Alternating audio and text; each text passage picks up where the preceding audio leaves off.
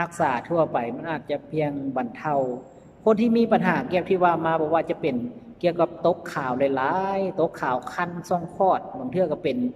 หูดถอนไก่ตามมาก็มีเพราะว่าผู้หญิงเนาะบางเทื่อก็ติดเชื้อมะเร็งก็มีเนาะเขาปล่อยไว้ดนคนที่มีปัญหาเกี่ยวกับอันนี้นะจะมีอาการหน้าซีดหน้าพองซีดเหลืองเม็ดเลือดขาวร้ายเม็ดเลือดขาวร้ายจะเฮ็ดให้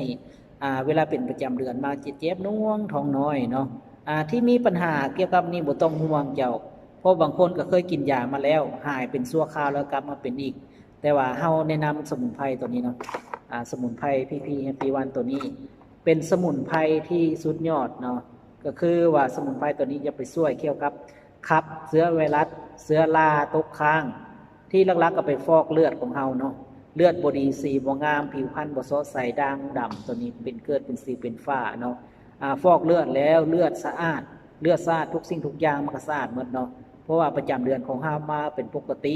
เวลาเป็นประจำเดือนพ่อต้องรู้ว่าเป็นประจำเดือนมาตัวนี้จะเป็นอันนี้เลยเจ้าตัวนี้คนที่มีอาการแบบนี้เนาะขอแนะนำเลยสมุนไพรพีแฮปปี้วันตัวนี้ตอบโจทย์สุขภาพได้ดีเนาะ